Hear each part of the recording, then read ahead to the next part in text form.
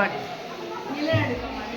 நிலநடுக்கமானி வந்து இப்போ school, college, தொழிற்சாலை ஆகிய இடங்களில் வந்து நிறைய நிலநடுக்கம் ஏற்படுது. அதனால தடுக்கிறதுக்கு நிலநடுக்கமானி பயன்படுது.